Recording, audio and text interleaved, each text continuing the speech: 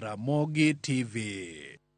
Kapod wantiere mag motendre kod bura nyakor mga juang pogruok mar paro koro minje wi paro mochwali nyim komiti marango ratiro kod chike ma pachuka jailak makoro dwaro mondo migol amuri mar piny owacho apisa ton jener kendo teri apisa tan migao mar jotije piny owacho. Paro no ochwal gi jokanye migao mar arita kabende ne gibedo kod thuolo mar duoko moko kuom penjo mag jokanyo mag komiti makoro neno kagima okang' makama biro duoko piny oteku maraton jener ma pachoka.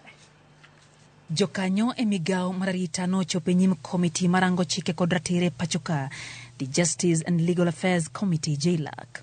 As a ministry, we had already picked this as one of the major amendments we needed to make. Negichwalo paro madwaro mondo migol amuri mar Sirkal e apisa ton jener kendo teri apisa tan migao mar jotije piny owacho. The amendment in clause 2 is in respect of section 27 of the Act that removes the custody of the public seal from the AG to the head of public service. Paro makamano koro kelo kikruok mar paro kama kuom Uganda neno kagima ma en thuolo ma piny owacho dwaro mayo ga apisa ton general oteku mare maluwore gi chike ma pachoka. To my understanding, the Attorney General is also an appointee of the government, and even like before, he no longer has security of tenure.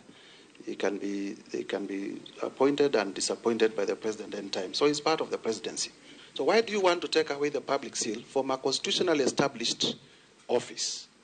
When we know the practice in all the Commonwealth countries is that the public seal is normally held by the Attorney General to an office that has been created administratively. Paro moko bende koro medo tucho ni dipo ni piny owacho dwa bedo kod teko ewi amuri mar piny owacho mar chiko chenro mag chiwo rak ma pachoka manyaka bed kod amurino kapodhi e kind chenro mamoko. What is this that has occasioned this move and the need now to transfer this from the AG to the head of public service?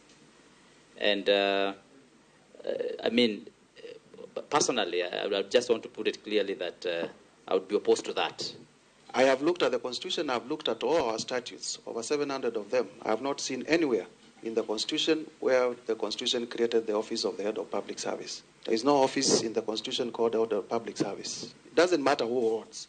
We are just looking at the law because we are legislating for this country. Paro mar chik no mochung'e gi jatend kweth mathoth e od bura Kimani Chungwa bende dwaro mondo mi med kwan jokanyo e komiti marango loko mar loch ka gidwaro ni ji auchiel go duto obed jogo ma oyier gi telo madonjo apisi kipimo gi sani ma telo madonjo yiero jo komiti adek matiyo kanyakla gi jokanyo adek e telo mokalo. The bill seeks to increase the representation of the president from 3 to 6. We are supporting this proposal.